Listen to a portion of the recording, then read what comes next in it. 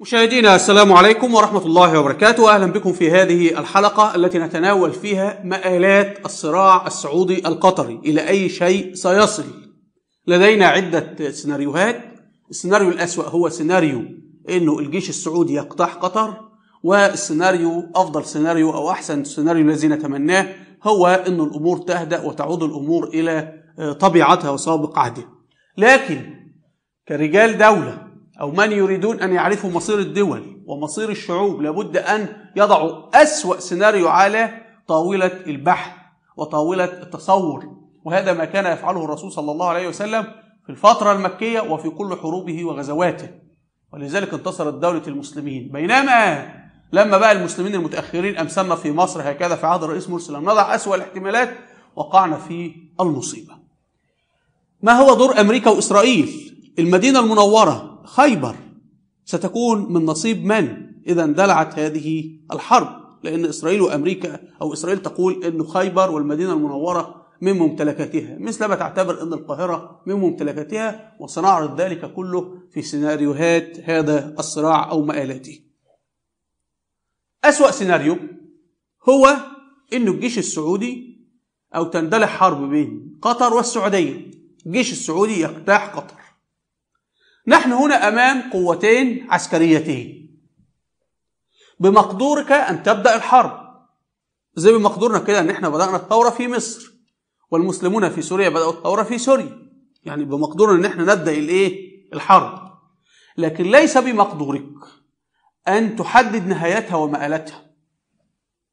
محمد علي بدأ في حرب الدولة العثمانية وانتهى أنه بريطانيا بتقول له هرميك في الصحراء، وهكذا يعني. وأحمد عرابي عمل الثورة العرابية وانتهى الأمر به منفيا. يعني في النهاية بمقدور أي أحد أن يبدأ ثورة، أن يبدأ حربا، هو حر، لكن إلى ما ستنتهي الأمور هذا هو السؤال. نحن لدينا قوتين عسكريتين، الجيش السعودي والجيش القطري، وفي عندنا القاعدة العسكرية الأمريكية في قطر والقاعدة العسكرية التركية في قطر. الجيش السعودي هو أقوى بمراحل عديدة عن الجيش القطري، مسألة لا تحتاج إلى أي كلام. لكن من سينتصر؟ من سيربح الحرب؟ على المستوى العسكري، كون أن جيش أقوى بمراحل كثيرة جدا عن جيش آخر، جيش يبدو أنه ضعيف وصغير وكذا، هذا لا يرجح أبدا أنه سيفوز ويكسب الحرب. كيف؟ جيش الكفار في غزوة بدر جيش قوي جدا، وجيش المسلمين بقيادة الرسول صلى الله عليه وسلم جيش ضعيف جدا. جيش الكفار يا سادة في غزوة بدر كان معاه 200 فرس، 200 فرس يعني 200 دبابة بلغة اليوم، وجيش المسلمين كان معه فرسين فقط يعني دبابتين. فلما أي حد كده يعني بدون أي تفكير تقول له جيش معاه 200 دبابة هيحارب جيش معاه دبابتين فقط، هتقول نتيجة الحرب إيه؟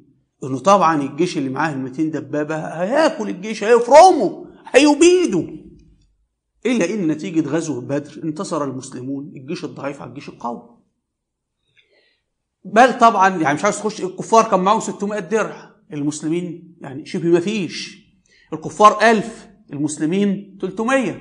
يعني بكل المقاييس العسكرية إن جيش الكفار يبيد المسلمين تماما، بل إن جيش المسلمين خارج لمهاجمة قافلة، ليس في نيته الحرب ولا استعداد لحرب، وجيش الكفار خارج وهو يعلم أنه سيحارب. المهم نفس الأمر بالنسبة لجيش القسام في غزة وجيش إسرائيل. لما تيجي تشوف في المقارنة العسكرية، جيش القسام عنده كم طائرة ولا طيار، جيش إسرائيل قول بقى 300 طائرة وأسرع طائرات في العالم. جيش القسام عنده كم دبابة ولا دبابة، صفر طائرة، صفر دبابة. جيش إسرائيل عنده كم دبابة، أقول مثلا عنده 2000 دبابة، وهكذا. إلا أنه جيش إسرائيل فشل في كل الحروب ضد جيش القسام.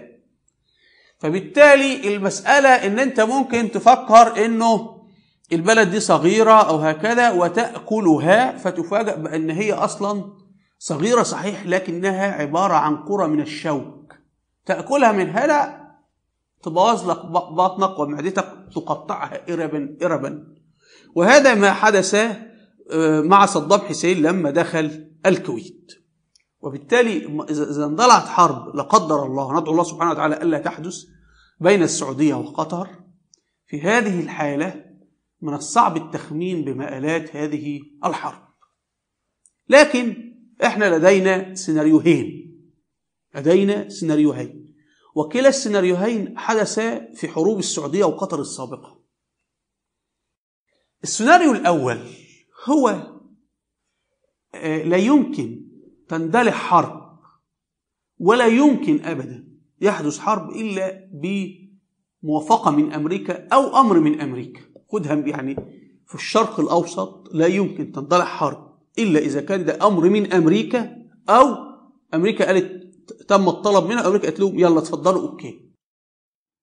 نحن هناخد السيناريوهات التي حدثت في التاريخ في خلال 100 سنة بين قطر والسعودية عشان نعرف الأمور ممكن تصل إلى إيه، وهيكون دور إسرائيل إيه، مصير المدينة المنورة ومصير خيبر وهذه المناطق مصيرها إيه، هل ستبقى في السعودية ولا إسرائيل هتدخل تحتلها، وموقف المسلمين ماذا سيكون من ذلك. احنا لدينا بداية المملكة السعودية، مملكة آل سعود الموجودة حاليا بدأت من 100 سنة، بداية 1902 المملكة السعودية الثالثة. كان فيه مملكة آل سعود. أول ما بدأت كانت مملكة اسمها مملكة نجد وملحقتها، مملكة نجد. وكان في دولتين كبيرتين في ذلك الوقت مجاورتين لها، مملكة آل رشيد اللي هي تعتبر جنوب الكويت حالا وجنوب العراق والأردن، مملكة آل رشيد ودي مملكة كبيرة جدا. وفيه مملكة الحجاز اللي هي مكة والمدينة المنورة وخيبر وتبوك، المناطق دي كلها المحاذاة لساحل البحر الأحمر. الذي حدث إنه بريطانيا وافقت، فالجيش السعودي بقيادة الضابط الإنجليزي جون فيلبي انطلق وقام بضم مملكة آل رشيد، وكانت بريطانيا موافقة على ذلك، وقاد الجيش السعودي ضابط إنجليزي يسمى جون فيلبي.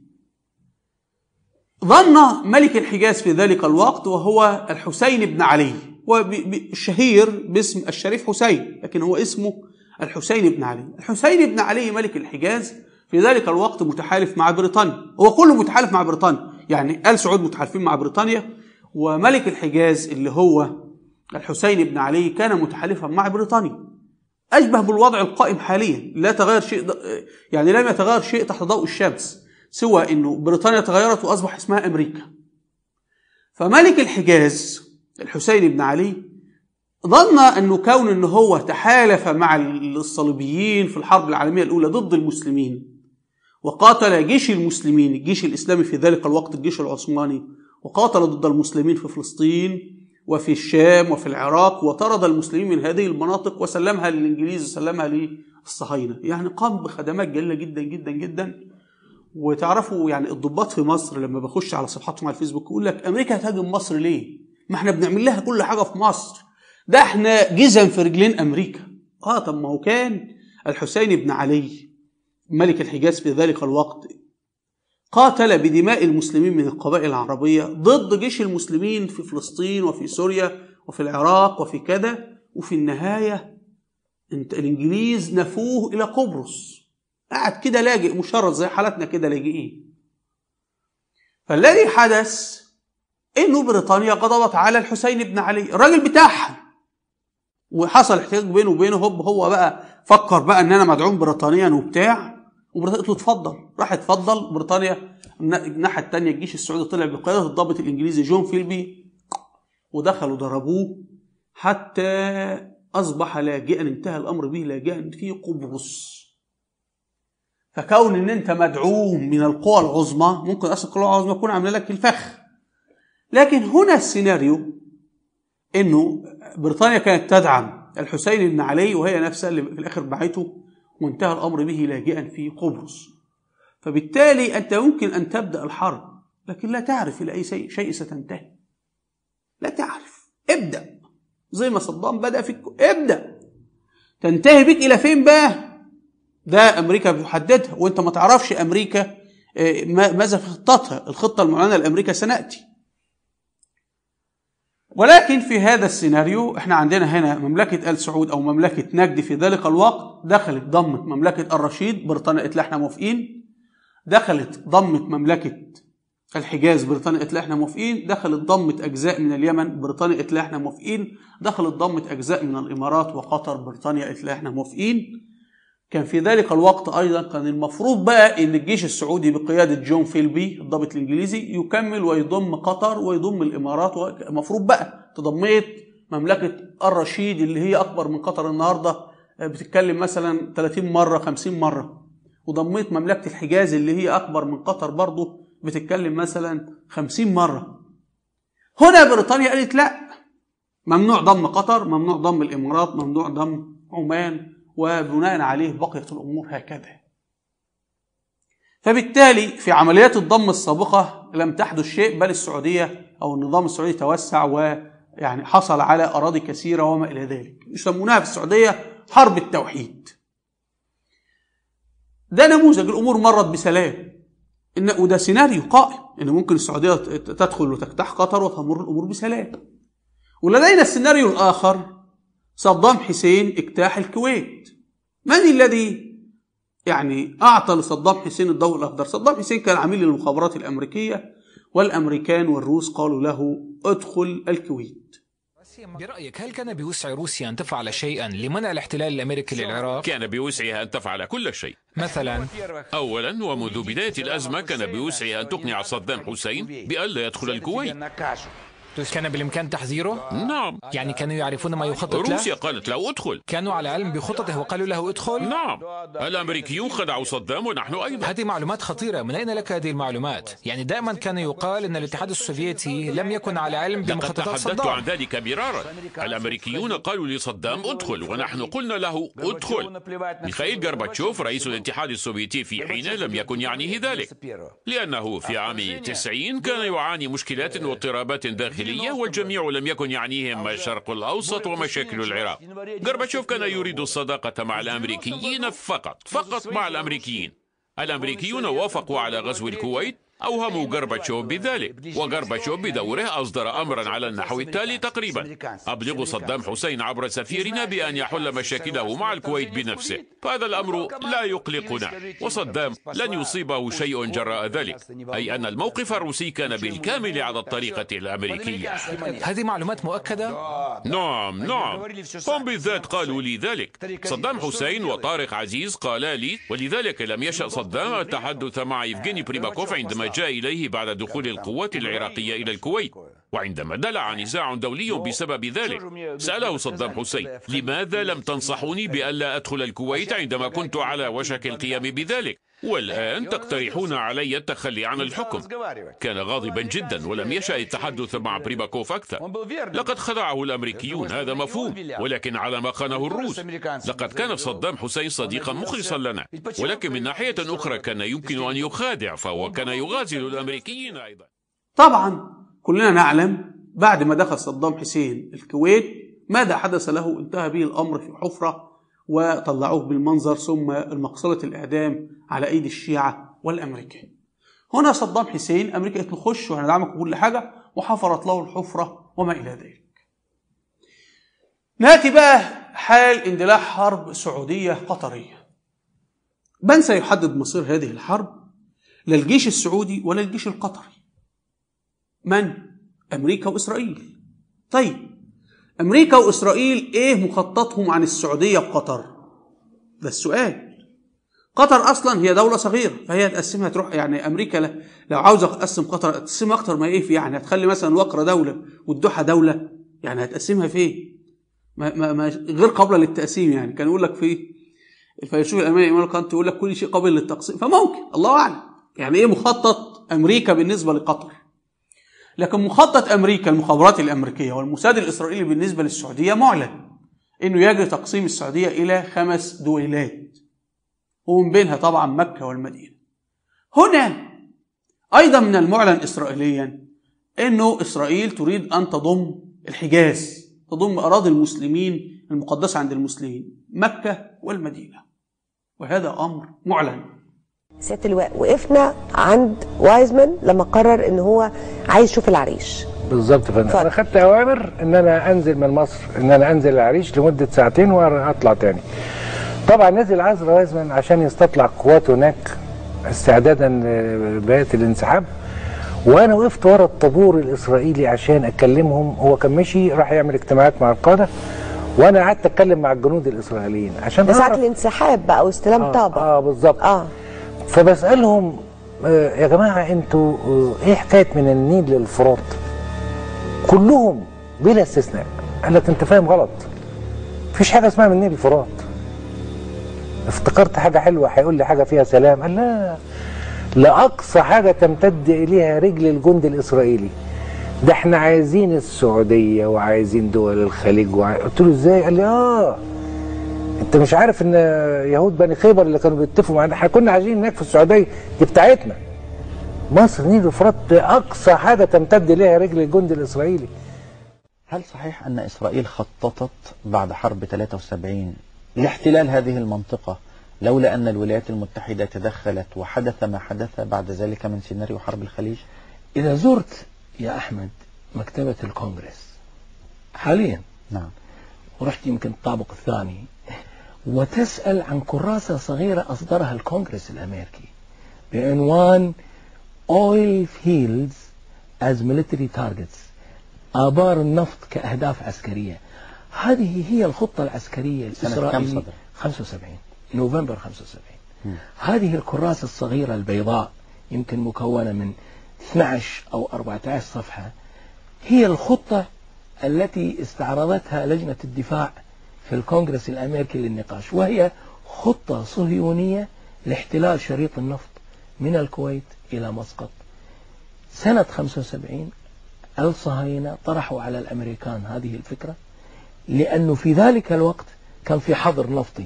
نعم، بعد حرب أكتوبر باشرت به المملكة العربية السعودية ودولة الإمارات بعد حرب أكتوبر، وطرح الصهاينة حلا إنه لا يمكن أن نترك الطاقة في يد هؤلاء العرب، ولذلك إحنا مستعدين نباشر في الاحتلال ولكن تحت مظلة أمريكا.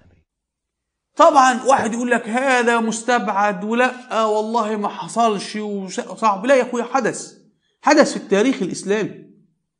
حدث في التاريخ الإسلامي يا سادة أن الصليبيين كانوا بصدد الوصول إلى مكة والمدينة، كانوا خلاص، ده طلعت حملة صليبية لاحتلال المدينة المنورة ونبش قبر الرسول صلى الله عليه وسلم. ومن الذي أنقذها؟ ومن الذي أنقذ المدينة؟ ربنا قيد في ذلك الوقت السلطان المسلم الكردي. عشان أنا بقول للمسلمين سواء كانوا عرب ولا أتراك، اللي من يشكك في الأكراد، السلطان المسلم الكردي صلاح الدين الأيوبي. هو صلاح الدين الأيوبي، صلاح الدين الأيوبي أمه تركية وأبوه كردي، ولكن صلاح الدين الأيوبي وفي الآخر كان يحكم بلادا عربية، يعني هو أمه تركية وأبوه كردي ويحكم بلادا عربية. وصلاح الدين الأيوبي رحمه الله، وندعو الله سبحانه وتعالى أن يتقبل جهاده يا رب، اللهم آمين. صلاح الدين الأيوبي لم يقل أبدا إنه كردي ولا تركي ولا عربي، قال أنا مسلم فقط. ولذلك أنا أقول لكل مسلم في السعودية ولا في قطر ولا في البحرين، لا تقل أنا سعودي، لا تقل أنا قطري، لا تقل أنا مصري، لا تقل أنا تركي، لا تقل أنا كردي، لا تقل أنا عراقي، أنا سوري، قل أنا مسلم فقط. ربنا قال هو سماكم المسلمين، لا سمى فلان السعودي ولا فلان القطري ولا فلان المصري ولا فلان العراقي ولا التركي ولا الكردي. واحنا ما حدش هيخش، يعني اللي شايل جواز سفر سعودي مش هياخده معاه في القبر، واللي شايل جواز قطري واللي شايل جواز مصر واللي شايل جواز تركي محدش هياخد حاجه معاه في القبر تحت يا جماعه. كما قال اردوغان لما بقول له انت اصلك تركي ولا مش اصلك تركي، اللهم والله ما انزل القبر سيسالك ما دينك وما عملك، محدش هيسالك انت كان جنسيتك ايه. المهم، فبالتالي هذا السيناريو حدث سابقا في عهد الصليبيين، وهذا السيناريو تكرر فيما بعد في عهد المماليك. الأسطوري البرتغالي وكان يحتل شبه الجزيرة العربية ساحل الخليج هذا، وذهب ليحتل المدينة المنورة وكاد أن يصل، كان باقي 100 ميل فقط، يعني بتتكلم في 200 كيلو. ما الذي حدث؟ دولة المماليك في مصر في ذلك الوقت كانت دولة منهارة. هنا السلطان العثماني بيزيد رحمه الله هو الذي أرسل أسطولا، ومشي نزلوه بالبر، نقلوا السفن خشب لحد ما نزلوها في السويس، كان اسمها القلزم. وهو ذا الأسطول العثماني المسلم هو الذي أنقذ المكة والمدينة المنورة 1503. بعد ذلك الإنجليز كانوا يريدوا احتلال مكة والمدينة في المنورة في الحرب العالمية الأولى، وبالفعل كان عندنا الضابط الإنجليزي توماس لورانس اللي هو اسمه كذبا لورنس العرب، إنما هو لورنس الذي طعن العرب بخنجر مسموم ولبس الجبة والقفطان وعمل نفسه يحسبه من ينظر إليه على أنه مسلم بينما هو صليبي. يعني أنت بتشوف واحد لابس الغطرة والكذا وهو صهيوني صليبي، واسمه بقى عبد الله، اسمه حسنين، اسمه حسين، اسمه كذا، اسمه أحمد، اسمه إبراهيم، اسمه فوزي، أي اسم، ويظهر بملابس عربية لكنه صهيوني صليبي متعصب. كلنا بنشوف هذه الظاهرة يعني. فبالتالي لكن الإنجليز رأوا ألا يحتلوا الاحتلال الظاهر، كانوا يكتفوا فقط يعني يقول لك مكة والمدينة ممنوع دخول غير المسلمين، لكن الضباط الإنجليز في الحرب العالمية كانوا يدخلونها لمساعدة الحسين بن علي اللي هو كانوا يسمونه كذبا الشريف بن حسين ضد المسلمين في المكة والمدينة المنورة. وبالتالي نحن السيناريو يتكرر بعد 100 سنة. فبالتالي إذا اندلعت حرب سعودية قطرية، احنا عندنا المخطط الأمريكي معلن إنه هناك مخطط قد يتم حفرة للسعودية تسقط فيها وتفعل هذا. طبعا نحن كمسلمين إيه دورنا في هذا؟ دورنا نمنع الحرب بداية، ثم دورنا بعد ذلك هو أن نحمي كل بلاد المسلمين. شوفوا خلال ال5 سنوات القادمة هناك حرب قادمة، هناك الأمور خلاص. بصوا يا جماعة، كله هو بيلعب على المكشوف. وطبعا تحدث أكثر من المشايخ، الشيخ أحمد ياسين والشيخ بسام جرار وغيرهم من المشايخ تحدثوا أن زوال إسرائيل 2022. نحن كنا ننظر في السابق إلى أنه إسرائيل قوة ضخمة وما إلى ذلك، لكن ثورات المسلمين في البلاد العربية أثبتت أنه إحنا بنشوف هي أنظمة بتتسقط في ثواني. اتضح أن شوية مسلمين بس يعملوا ثورة كده نجد أنظمة. تصور أنت المسلمين في تركيا حصل انقلاب، وانقلاب أمريكا ومخطط له المخابرات. المسلمين في تركيا خرجوا فقط كده وراحوا بالدراع جابوا العيال كده سقط الانقلاب. فتخيل بقى أنه المارد بدأ يخرج من القمقم. فكان الشيخ أحمد ياسين الله يرحمه والشيخ بسام جرار وهما يتحدثان وغيرهم من المشايخ يتحدثون عن ذلك قبل الثورات العربية أصلا، أن نهاية إسرائيل 2022. قول 2022 2023 2023 ده الذكرى المائة لإلغاء الخلافة الإسلامية. يعني سبحان الله، وأنا بشوف كنت بسمع الشيخ بسام جرار وهو بيتكلم، فأنا بشوف ظروف المنطقة والدول، من اللي ممكن يحرر فلسطين؟ فبقول لك سبحان الله، نظام العسكر الصليب في مصر يتهاوى، والأنظمة كلها اللي بتدعم إسرائيل بتتكشف. يعني جيم أوفر، كل الخونة ورقهم انكشف. فبالتالي هناك حرب قادمة، وهذه الحرب القادمة أنا بقول لكل مسلم فيها هذه الحرب القادمة لتتحسس موضعك مع المنتصرين أو المنهزمين، المنتصرين في الدنيا وفي الآخرة. احنا هنعيش قد ايه؟ هنموت في حرب، هنموت على السرير، هنموت بعربية خبطتنا فيه، هنروح فين؟ يعني ما بقي في العمر أكثر مما مضى، يعني الله أعلم، ممكن واحد ياخد النفس ما يطلعش. فندعو الله سبحانه وتعالى أن يحسن خاتمتنا، وأن نموت في صفوف المسلمين يا رب العالمين، وأن نكون ممن ينصرون ويرفعون راية الإسلام، اللهم آمين يا رب. فكل مسلم بيتحسس نفسه، أنت هتكون في صف المسلمين ولا في صف أعدائهم؟ مسألة واضحة وقطعية، وكل حاجة الورق ما عادش فيه بقى لا كده ولا كده اهو. إنما اندلعت حرب سعودية قطرية، نحن دورنا الدفاع عن كل بلاد المسلمين وتحرير كل بلاد المسلمين. نعود مرة أخرى للسيناريوهات التي تجري، وبالتالي اندلاع حرب سعودية قطرية هذا أسوأ سيناريو، نعمل على منعه، لكن إن وقع دورنا هو حماية بلاد المسلمين، وده معناها الأمور خلاص كله بيقفل. نعود بعد ذلك إلى الأحداث الوقتية. الأحداث إيه الوقتية؟ إذا حدث حرب سعودية قطرية ماذا سيحدث؟ قطر ستطلب حماية أمريكا. قطر فيها قاعدة أمريكية، ده أصلا موجود. وأصلا لما حدث اختراق وكالة الأنباء القطرية فالسعودية قالت لا ما بنصدقكوش، والإمارات لا ما بنصدقكوش، والبحرين لا، خلاف السعودية. فقطر والله العظيم حصل اختراق، والله العظيم الأمير ما قال، والمصحف الأمير ما قال، السعودية لا قال. طب في تسجيل؟ لا هو قال برضه. يا جماعة ما قال. هنا حدث أمر إحنا لم ننتبه إليه كثيرا، وهو إن قطر طلبت معاونة ال FBI المبعث الفدرالي الأمريكي كحكم بينها وبين السعودية. خلي بالك. فبالتالي إذا حدث حرب سعودية قطرية ماذا سيحدث؟ هتحدث أمريكا هتخش طبعا طرف السعودية، لأنه قطر حليفة أمريكا والسعودية حليفة أمريكا والاثنين حلفاء. أمريكا ستدخل أي ناحية. أمريكا ممكن تقول تدخل طرف السعودية الأول وبعد ما الثانية تنتصر تدخل ضدها، كما حدث في العراق. أمريكا دخلت في طرف صدام وبعد ما دخل أمريكا وقفت في طرف الكويت وهكذا. إنما قبل هذا التسجيل مباشرة أنا كنت أسمع البث المباشر لقناة العربية على اليوتيوب، وراعني كم التعليقات اللي جايه على البث المباشر لقناة العربية المملوكة للسعودية، يعني هي قناتهم أصلا قناة السعودية. ووجدت كم تعليقات هائل في البث المباشر يتمنى زوال السعودية، ده من مشاهدي قناة العربية، وتقسيمها وتفتيتها وكذا. هذا معناه إيه؟ معناه إنه المخابرات الأمريكية جعلت السعودية تنتهك سياسة معادية لمحيطها، بحيث إنه أصبح عامة المسلمين، ودي مصيبة كبيرة. يعني السعودية دعمت إسقاط الحكم الإسلامي في مصر، ودعمت إسقاط حكم الشعب المصري أتى به. مصر دولة 90 مليون. فأنا مش متخيل، وأنا لما حصل الانقلاب العسكري، طب أنتوا دعمتوا السيسي ودعمتوا الانقلاب، دعموه سرا. يعني طب أنت ليه تعلن؟ لماذا تعلن دعمك علنا؟ هنا أنت دخلت في مواجهة مع 90 مليون مصري. إن كان الشعب المصري 77% منه يؤيد التيار الإسلامي في الانتخابات البرلمانية أو الرئاسية أو بمعدلات مختلفة تزيد أو تنقص، فأنت هنا دخلت في مواجهة وعداء مع 77% من الشعب، ثم 5% نصارى أصلا ضدك، ثم السيساوية والعلمانيين ودول وقفوا ضدك أيضا بسبب طيران وصنافير.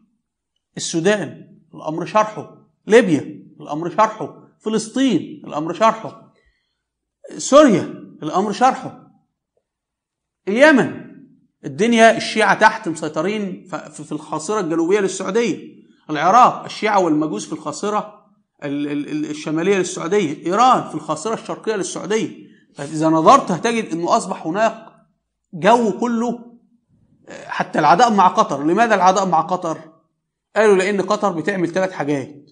قطر بتدعم التيار الإسلامي التقليدي اللي هو التيار بتاع السلمية زي الإخوان المسلمين وكذا، تدعم التيار الإسلامي الجهادي بتنوعاته المختلفة، حماس، القاعدة، تنظيم الدولة، داعش، وبتدعم الشيعة. فطبعا هو منطقيا ما يركبش الأمر، طبعا منطقيا ما هتدعم كل دول ازاي أصلا؟ إذا كان مثلا تنظيم الدولة بيكفر قطر مثلا، أو إذا كان تنظيم الدولة بيكفر الإخوان المسلمين مثلا. يعني المهم، طب يعني وإذا كان القاعدة بتضرب في تنظيم الدولة وتنظيم الدولة بتضرب في المهم مش دي. يعني أقصد حتى لو أنا ما فيش مشكلة إن تيجي تشتم قطر، بس قدم رواية مقبولة، ما هي مش صادقة ولا كاذبة، بس أقصد تكون مقبولة. إن قطر بتدعم الإخوان المسلمين، وقف فول ستوب، نقطة من أول السطر. مش محتاج بقى أزودها وأقول وتدعم داعش. تدعم داعش إزاي؟ يعني ما هي مش بتدعم قطر، طبعا ما بتدعمش الإخوان، دي أكذوبة كبيرة جدا من الأكاذيب. ناس عبيطة قالت كده، قالت قطر بتدعم الإخوان المسلمين. ناس عبيطة فعلا، والله بتكلم جد. يعني أي واحد صدق إن قطر بتدعم الإخوان المسلمين يبقى عبيط. لا غير موجود إطلاقا أصلا. المهم وأصل في إخوان مقيمين ما إخوان في السعودية، وإخوان في جنوب أفريقيا، وفي إخوان في الإمارات، وإخوان في كذا. هو أنت فكرك غالبية تمويل قنوات الإخوان وإعلام الإخوان من السعودية، والقنوات دي مش قنوات الإخوان، هي قنوات السيطرة على الإخوان. وأنا لابد أعمل قنوات السيطرة على الإخوان، سماها قنوات الإخوان. فبالتالي أنا أقصد إيه؟ المصيبة بقى وأنا بشوف التعليقات دي،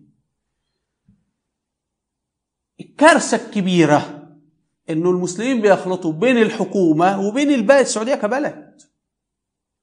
فبقى أنت النهاردة إذا حدث اعتداء أو تقسيم في السعودية أو كذا، ما هنا المخابرات الأمريكية شغالة تغذي هذا الاتجاه العدائي، والربط بين النظام والدولة، النظام والبلد، النظام والبلد، الربط بالنظام والبلد، مصيبة تحدث.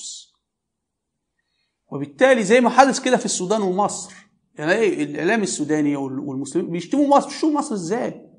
تجرب حالك حاجة مصر دي بلدك. حد بيشتم نفسه؟ اشتم في السيسي، اشتم في عسكر الصليب، لكن ما تشتمش في مصر. مصر بلدك، والسودان بلدنا، وكل البلاد الإسلامية بلدنا. لكن شوف بقى، هو الإعلام والمخابرات شغالة اشتموا مصر. فالنهارده بقى يصبح مثلا ممكن وقت تلاقي السوداني تقول لك وماله مصر تتقسم تضع، مصيبة. فبالتالي أنا أدعو الجميع إلى إنه هذا التصعيد يجب أن يتوقف، وأن يعود جميعا إلى العقل، وممكن إطلاق الرصاصة الأولى، لكن لا نعلم لمن ستكون الغلبة والفوز في النهاية، ومنها تحل على مين، وهكذا. والنهاردة أنت هي قطر مش فيها القاعدة الأمريكية؟ أنت بتقول لأمريكا ده قطر بتدعم الإرهاب، تكونش حضرتك أمريكا ما تعرفش مثلا؟ هي مش أمريكا لها قوات في قلب قطر، ولها مراكز تجسس واتصالات وكل شيء، وأمريكا لا عاوزة تقول لحاجة قطر هتقولها لها؟ مش لها سفارة ولها خارجية ولها ضباط مخابرات ولها كده ولها قاعدة عسكرية؟ أمريكا اما تحب تعرف حاجة ولا تعمل حاجة ولا تسوي كذا فاتصال مباشر مع قطر، مش محتاجة أنت حضرتك تقول لها في النص.